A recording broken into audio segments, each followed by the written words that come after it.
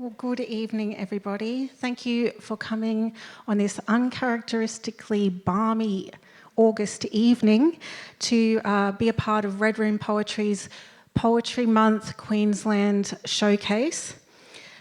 I acknowledge that this is taking place on unceded Yagara, Jagara and Turrbal land. I pay my deep respects to the traditional custodians, to all elders, past and present, and to all First Nations people here and online tonight. My name is Pascalle Burton, and I'm so grateful to be here amongst so much beautiful poetry this evening. At the moment, I'm your MC. A little bit later, I'll transform into a poet, but then switch back. Hands up if you love poetry. Oh, check this out. Hands up if you are a poet. Beautiful. Well, welcome, poets. Please also welcome our Auslan interpreter tonight, Kelly Cooper. Thank you, Kelly, for translating so that more people can experience tonight's art. And a special hello to the audience watching tonight's showcase via live stream. Thank you for joining us.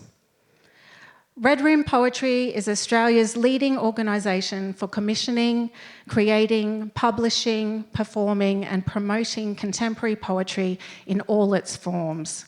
This year, Red Room is thrilled to again be shining a light on the rich layers and expressions of all that poetry is and can be with Poetry Month. If you aren't doing this already, I thoroughly recommend following Red Room's socials because every day they are providing poetry prompts and poetry all throughout August, as well as freshly commissioned pieces from poets. Special thanks to the State Library of Queensland's partnership with Red Room for making tonight's events happen, and especially to Nat for pulling us together.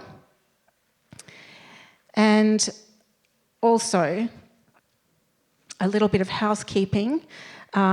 If you need to leave during this event at any time, please head up the stairs and exit via the back of the auditorium. And bathrooms are outside on both levels 2 and 3. And I'll just say the word phones and you can do what you need to do. Poets can be both deeply affected by and influence our environments. We've got an incredibly special lineup of poets tonight, celebrating some of Queensland's most exciting artists, and I can't wait to introduce them to you. To keep this evening flowing, it's going to be a little bit like speed dating. I'm going to introduce each poet, and then they'll take to the microphone over here and share a few poems with us. Let's go.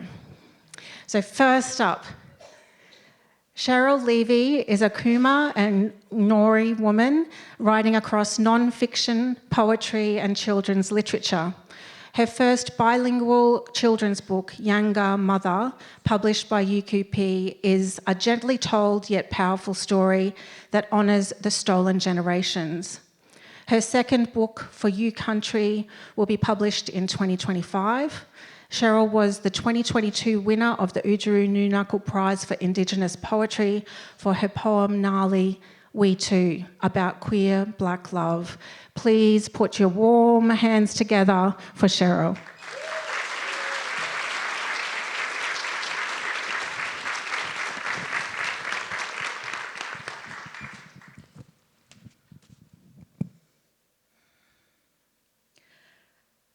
Poet, writer and professor Rifat Alaria was killed in a drone airstrike by the Israeli military in December last year, along with his brother, his brother's son, his sister and her 3 children. In the weeks before his death, in a media interview, he was asked, "What will you do if they come for you, if they knock on your door?" And he replied, "I will throw my pen in their faces." He also wrote a poem titled, If I Must Die. The the closing words of which are the title of my poem. If I must die, let it be a tale. This is the tale of a poet's vow, that if soldiers stormed his table, where he dared write, love, and feed his family, he would throw his pen in their faces, so in death as in life. If Rifat must die and we must live, we are all Palestinian, and all country is Palestine. Each feather, each stone, wet with tears, headwaters of memory and truth. And speaking of truth, if Rifat must die and we must live, let us all start again at childhood.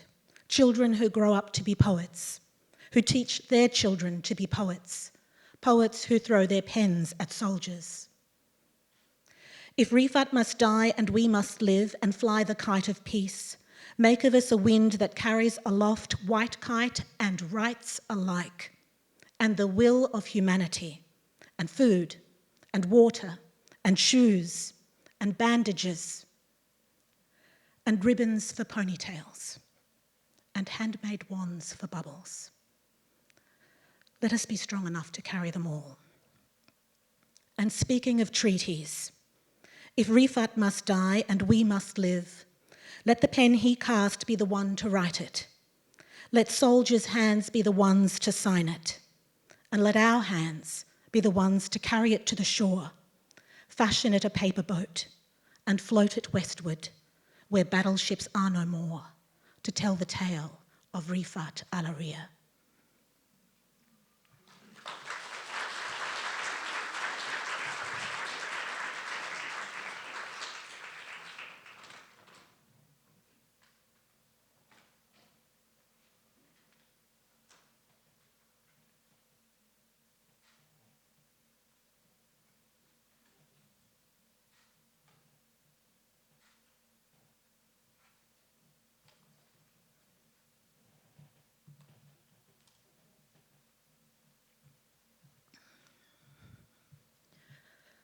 The greater evil. Don't preach to us about the greater evil. There is no greater evil than massacring a people. There is no greater evil than massacring a people standing in line for food. There is no greater evil than massacring a people standing in line for food for their children.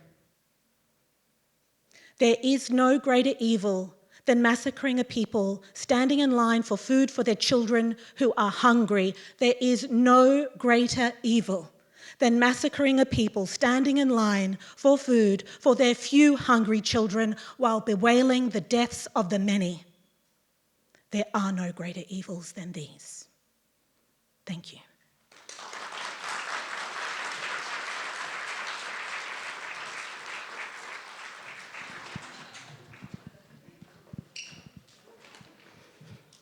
Thank you so much, Cheryl. I think that's a fine example how poets are affected by and can influence their environments. One more round of applause. Thank you.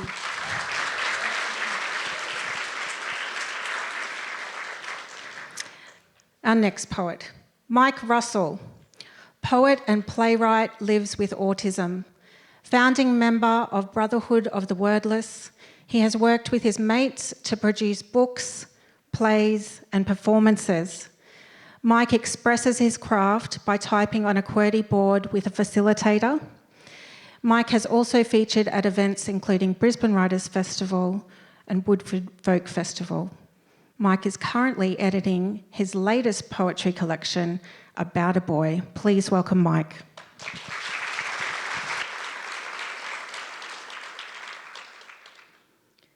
Thank you. My first poem is from that collection. It also scored me a win at the Ruckus grand final. I'm glad to be here, and I thank my ruckus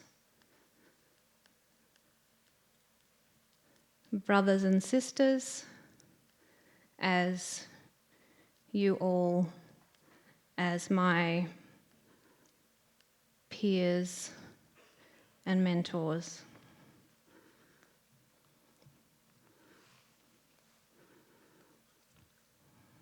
I wish. Give me your ears and I'll tell you a story. It's a long and dreary beginning with dormitories and nasty nurses. This is a story of a bright, beautiful spark that was beaten down and silenced to within moments of the end of his life. This story is about hunting for food to relieve hunger, hunting for love to relieve the pain of rejection and hate, hunting for meaning in a world that didn't want to know me. This story is about what love brings to people if they dare to feel it for the oddballs in our world. This story is mine. My voice, left cold, did not emerge until I took the hands of my friends and allies and found the contents of my mind could spill onto a keyboard with the touch of a hand.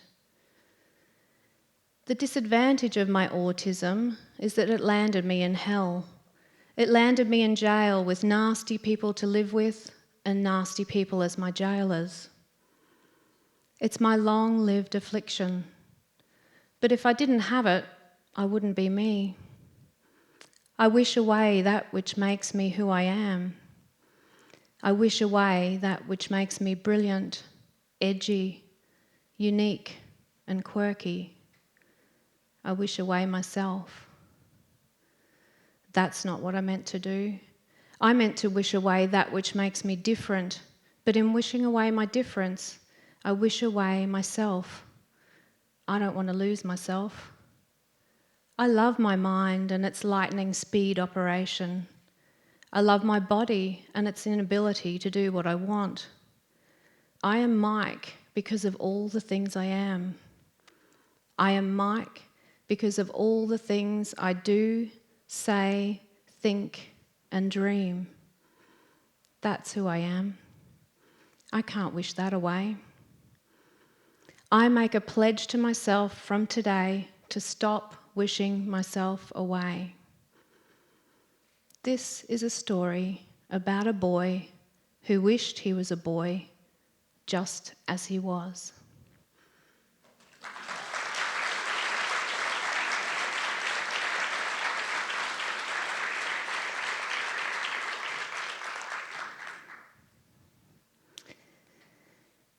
The next poem is an inspiration from my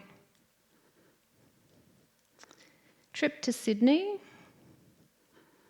to watch the slam final and a bit of tourist fun with the beauty of nature and underwater gifts.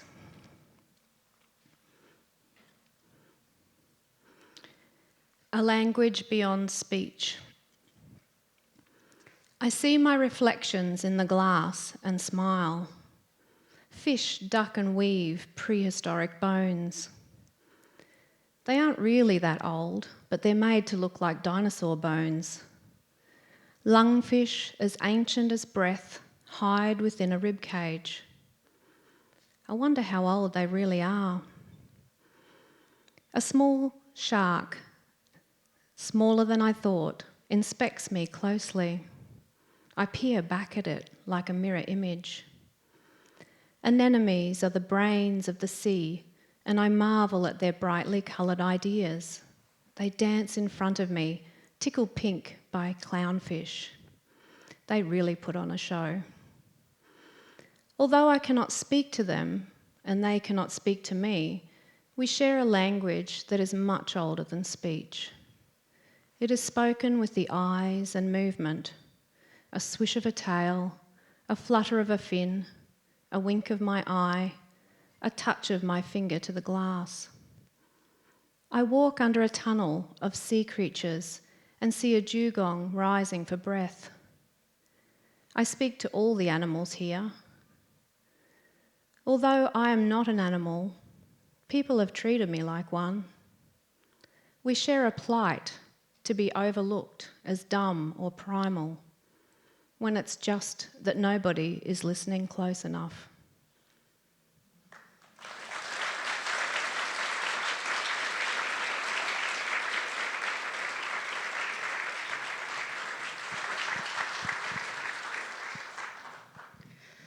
Thank you so much, Mike, for sharing and for giving us the opportunity to listen to your story.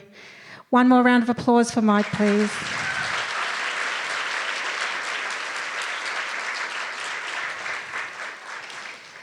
Next up, Svetlana Sterlin is based in Meanjin, where she writes prose, poetry and screenplays. A swimming coach and former swimmer, much of her recent work draws inspiration from in and around the pool, including her online publication, Swim Meet Lit Mag. Her debut poetry collection, If Movement Was a Language, was the recipient of the 2023 Helen Ann Bell Poetry Bequest Award and is forthcoming with Vagabond Press. Welcome to the stage, Svetlana.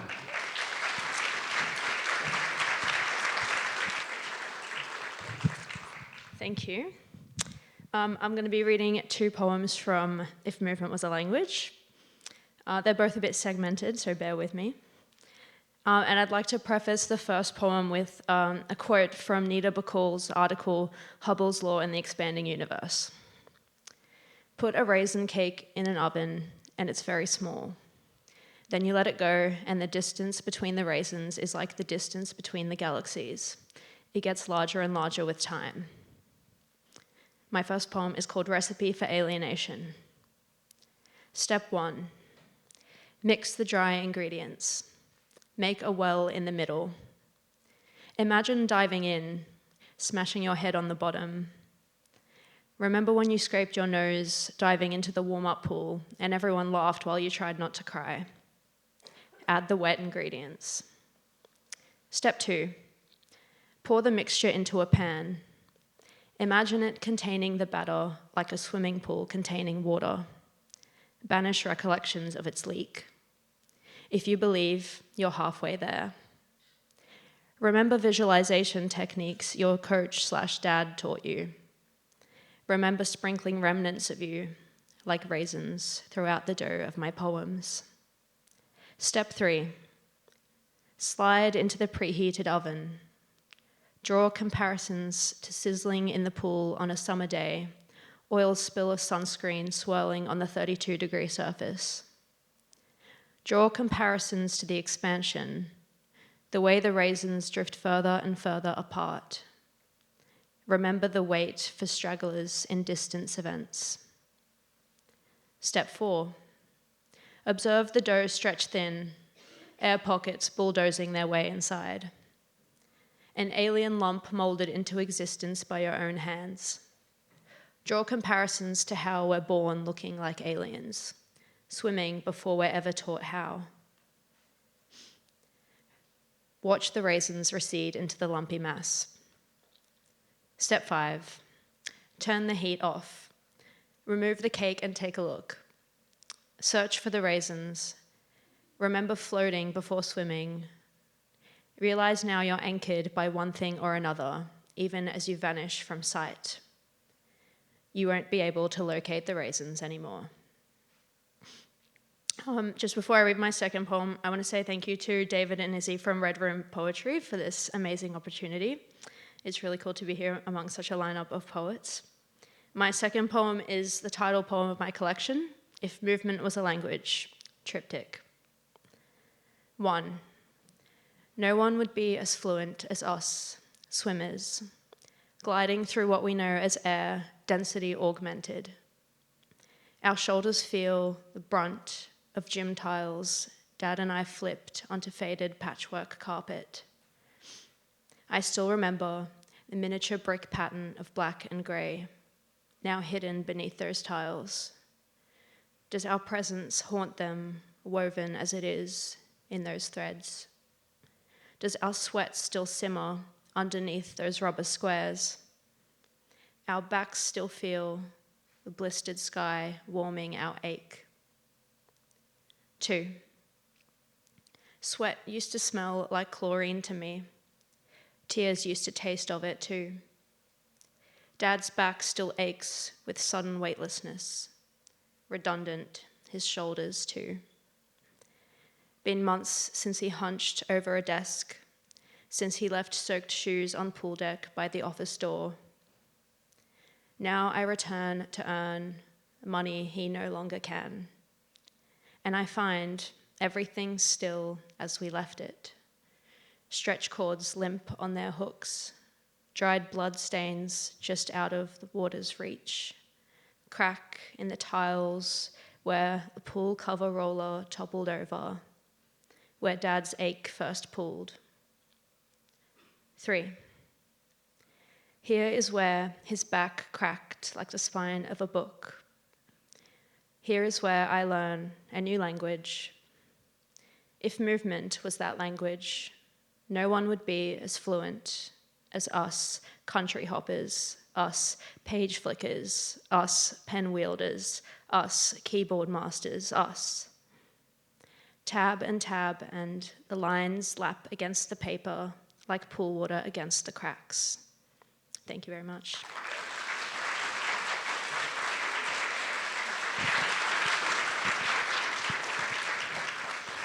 Thanks so much, Svetlana. Just shows the many languages that poetry can inhabit. And next up, we have Mindy Gill. Mindy is the recipient of the Queensland Premier's Young Writers and Publishers Award and has received numerous fellowships. Her poetry has most recently appeared in the Penguin Book of Indian Poets. She has written criticism for Australian Book Review, the Sydney Review of Books, and Meanjin. She is Australia Book Review's 5th rising star. Come rise to the stage, Mindy. Thank you, Paz. Hello, thank you so much for having me. I'll read 2 poems tonight. The first is set in, has anyone been in Paris to the Père Lachaise cemetery, or is aware of it? Spooky place. This is set there, and I thought I was having some strange otherworldly experience where everything seemed too real. It turned out I was coming down with COVID. But this is the poem at the Père Lachaise. The fever came on somewhere after Syrah. It was the end of summer. I hadn't been thinking of anyone. Lunch at Les Deux Magots, cold melon for dessert. I couldn't remember when it last rained, but I remembered every word of the Cocteau Twins, Heaven or Las Vegas. Walking the canal Saint-Martin and wanting to tell Alice everything. I gave away the ring I'd worn since I was 19. Yellow gold set with a fat pigeon's blood ruby. The man had called me daughter. He was asking for money. Light wobbled in its laser-cut jelly. I don't know why I gave it to him, except I was lonely.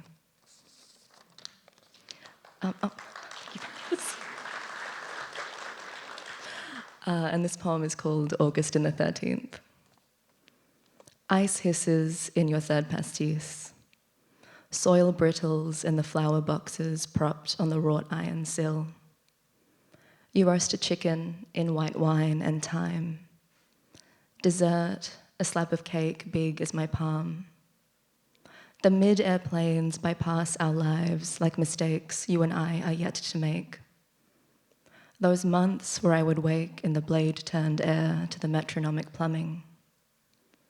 That summer in the Baltic Sea, Algae will spread like an infection, uranium green. News is of Alsace. A generation of white storks starve. They will fall from their nests and break their wings while in the Elbe silver bream roll across the banks like severed hands. Another murderous season. Athens will vanish in an eclipse of ash. But what's to be done? Nothing's come for us yet. Thank you so much.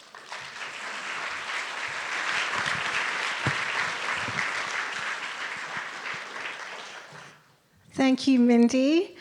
Just goes to show that poets, even when they're in fever dreams, are creating. Next up, Taitu'uga. Gave it my best shot, sorry. Taitu'uga is a Samoan high chief and holder of the Taitu'uga title. Originates from Sapanoa, deeply rooted in his cultural heritage as a songwriter, musician and performer. Kitch has graced stages worldwide, renowned for his captivating live performances as a beatbox MC. His achievements include multiple APRA nominations and winning the 2024 QMA World Music Award. I cannot wait to partake. Let's give Taitu'uga a big welcome.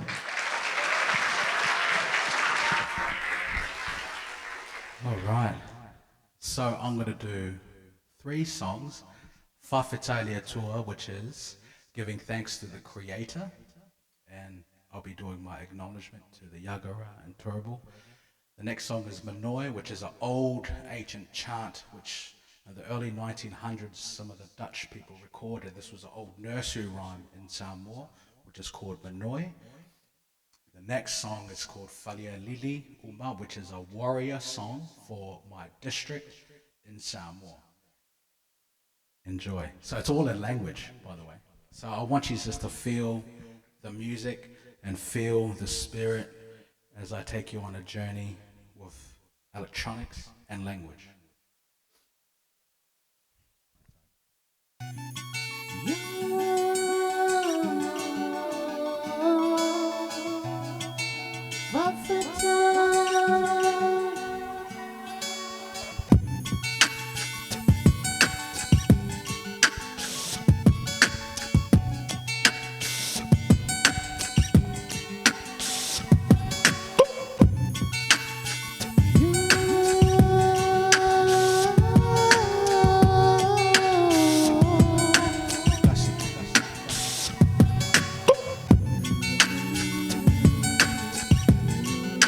Fakulo akurwana maokanei papel afeta ile atua enata totopua unamelea fakulo wana maoko malela wana faikaku famoi moi. Well, it came in nay turbo mayagara, and then ngalo wa o go kanga sa o nei fangua the fai kaku famboy moi fakulo. Wala wingo kai kuunga e fai se upu male pese wa kaku na maoka yagara maturbo fakulo. Kulo aku.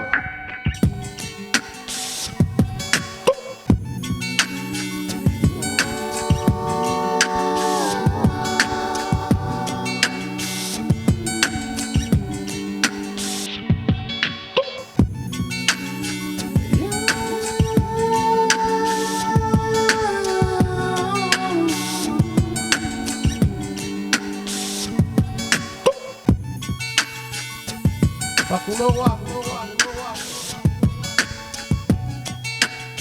Mokale.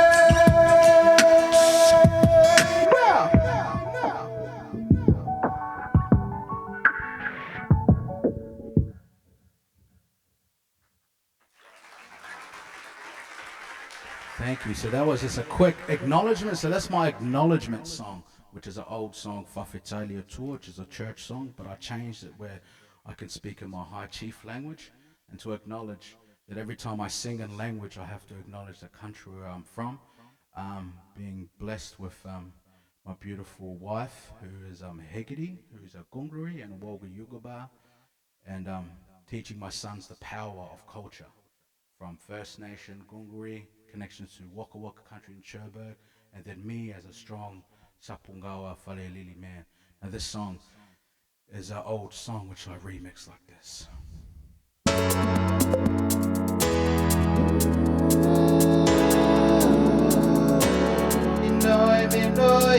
Hey.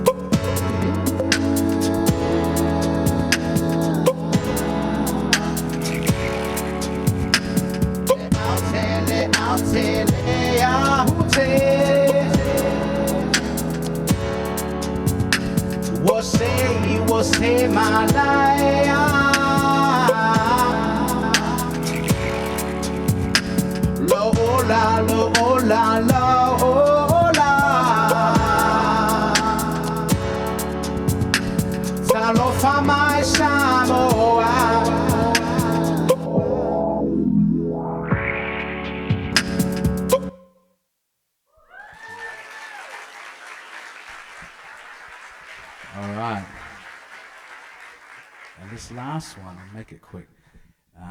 Whale Lili, which is where my title comes from, Taitu'uga, Ainga Mong Samoa. And for me as a father, cultural man, to make sure my kids know their Gungri, their Wolga Yugaba, and also their Samoa. So this is our old warrior chant.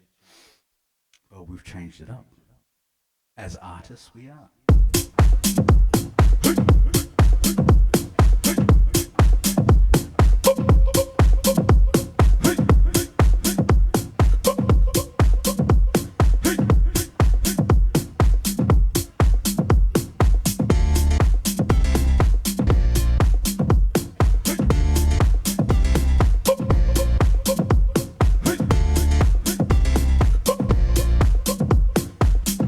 Oh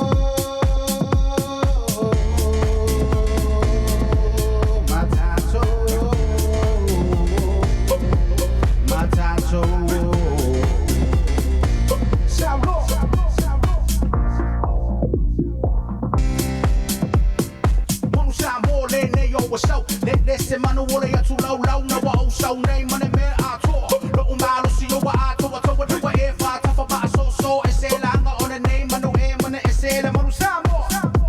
Ole manu samo.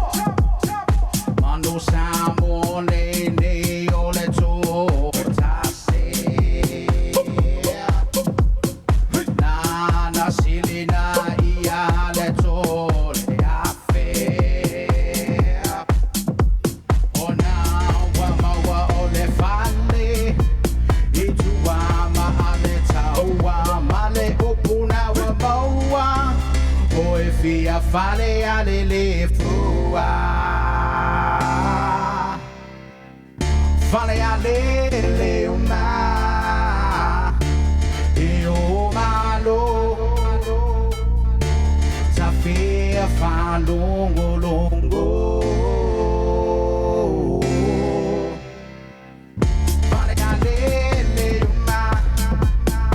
Ladies and gentlemen, my name is Taitu'uga.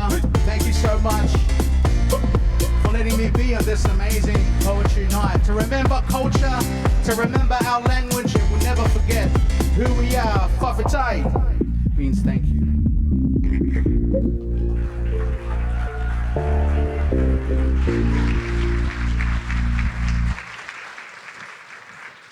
Oh my goodness, that was beautiful. Thank you so much. One more round of applause for Taitu'uga. Amazing. Remember earlier I said I was going to transform into a poet. This is it. So Red Room, when they invited me to be a part of tonight, they also asked if I would share a poem. And I'd like to share this poem, but it's not by me. It's called Breaking News, and it's by Palestinian-American poet and reporter Noor Hindi. We'll wake up Sunday morning and read the paper, read each other, become consumers of each other's stories, a desperate reaching for another body's warmth. It's words buoying us through a world. We carry graveyards on our backs, and I'm holding a lightning bug hostage in one hand, its light dimming in the warmth of my fist, and in the other, a pen to document its death. Isn't that terrible? I'll ask you, shutting my fist once more. In interviews, I frame my subjects' stories through a lens to make them digestible to consumers. I become a machine, a transfer of information. They become a plea for empathy, an oversaturation of feelings we'll fail at transforming into action. What's lost is incalculable. And at the end of summer, the swimming pools will be gutted of water, and it'll be impossible to swim.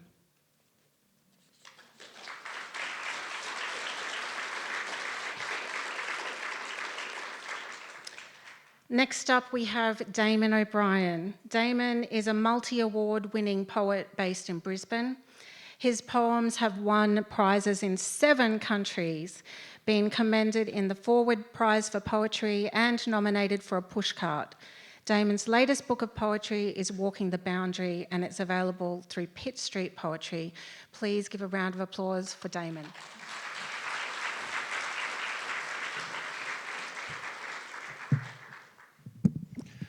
Good evening.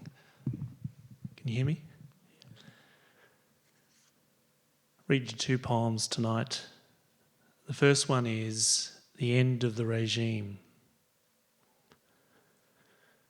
Then the day will come when you'll go down to that place and all the windows will be boarded up or covered with old newspapers, and the man there will say he did not know the previous owners or where they went, but wow, they've left a mess.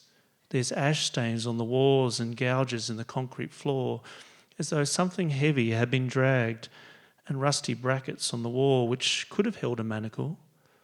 but the rooms are serviceable, and there's nothing in the air that a little time won't clear away, some bleach for the stubborn bits. Or you will walk their palaces and statued hallways abandoned now, or peer into a bolt hole, some dark dungeon off the books, and every time you'll go to see, long after you thought the day would never come, and there'll be nothing but a for sale sign and a man there pushing a busy broom who shakes his head when you ask about those men that once were there and tell you that he doesn't know, but boy, they must have got up to stuff.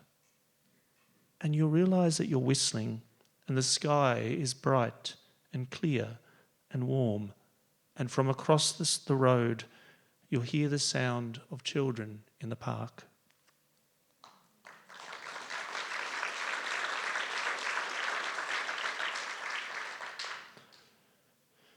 Thank you, Red Room, for the opportunity to read tonight. The next poem is an inscription on a grave. Driving past my favourite grave, headstone readable from the groaning road, for the first time I see that the flowers are gone. Neat little cemetery, new bedded plots, plump with raw soil, and my favourite grave in line with the lights. Every week the flowers have changed. Mourner's almanac, artificial annuals, tizzy and cheerful, but missing today. I've been killing my parents for years, trialling my sadness, running simulations on the only disaster that can't be insured for, picking the scab. We do this in the tomb of our thoughts, fantasise our tragedies. I make a great orphan, a sympathetic bereaved. The funeral they have not had was well received, not a dry eye at the eulogy. This is healthy. But where are my favourite grave's flowers, sprightly, thoughtful? That couple, mouldering hand in hand beneath the cold granite, aren't getting their weekly tribute of guilt and duty from the roadside vendor, and I am shaken. What can their children be up to? Have they closed on the auction outside the family pile? Drained the champagne? Are they buying that super yacht with the tearful proceeds? Or are they holed up in traction, both legs in plaster, awkward gymnasts, frozen yoga instructors desperately trying to make their appointment and replace fading memories? I've been killing my family for years. It's healthy, I hope. An inoculation against the virus of grief, getting the wreaths in early, ambassador-sized Jeroboams of flowers, because I don't think I can be that diligent, sweeping the ancestors' parcel, the pressure to light a little candle in their memory. This grave has been a good reminder. First, there'll be a death, and then a grave with flowers tended for years. But the day will come when it'll be impossible to get there, and other times each heart is still, and eventually I won't come, and the flowers curl and drop, and the grave will become a shabby thing. And then, long after my own eulogy, even the gravestone will be gone. This is a rubbing of the future. Better to let the weeds grow now. Better to scatter the ashes while you may. Better to wait for the green light and drive and drive.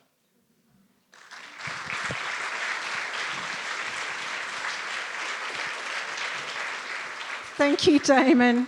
It's just a reminder that as poets we can say, I've been killing my parents for years and it's kind of okay.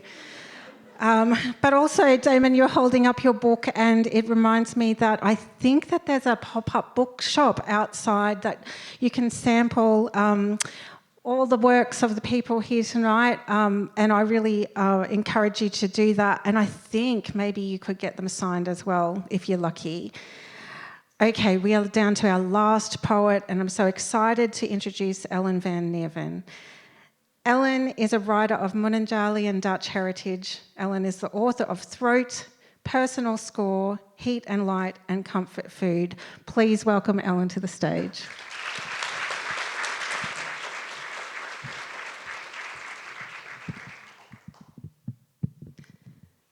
Jingari. I'm Ellen van Neerven, proudly Munanjali, living humbly on Yagara and Turrbal Dargan. Repping deadly non-binary finery.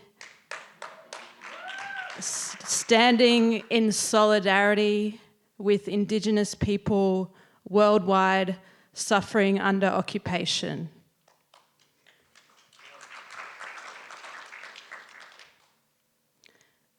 I wrote this poem in October 2023, in the week before the referendum. Constitute. 1.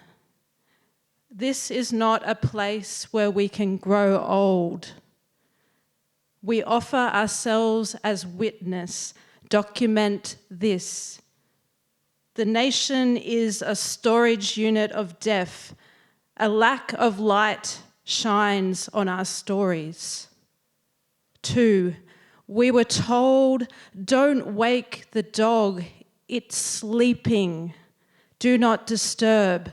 But the structural nature of their problem needs to be prodded, eyes prized wide open, to be part of a whole. 3. We turned their language inside and out, wrung it out like a wet cloth, placed it in the pocket of a 12-year-old girl, Megan, growing up on Yugambeh land in a commission flat. 4. To write my name, I say country. To write my address, I say I am my mother's. We are enshrined in symbolism, a matriarch paints survival, sand rushes through our hands. 5. All the time, a total feeling of intrusion, this inner pressure valve, this border of neo-nationalism. Who will be the next casualties of progress? Can't control the spit, can't turn off the TV. 6. Law is only as strong as its whole truth. Patient elders wait under trees, after struggle lives under government control. Certified to dream, we reach for ancestral. 7. Inspiration. Before candles, there were embers. How many voices and whos to historicize. It is also about our dignity. Surged this one day of our lives.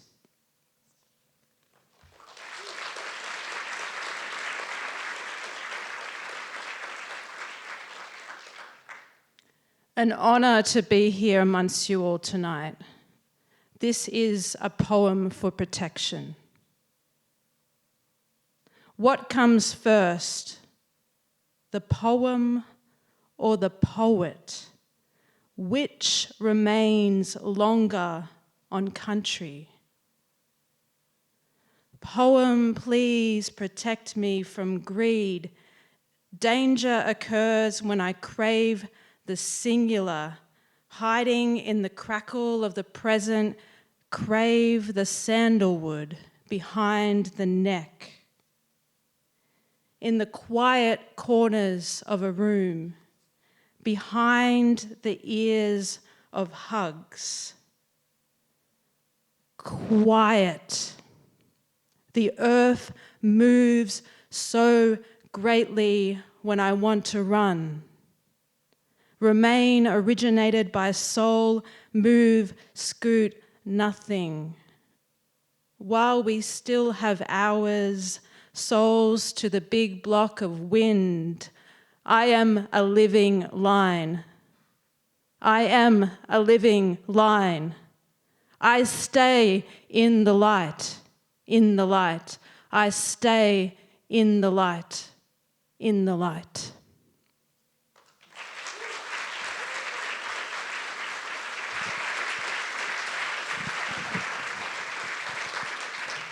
My goodness, Ellen, thank you so much for your soulful words. They're amazing.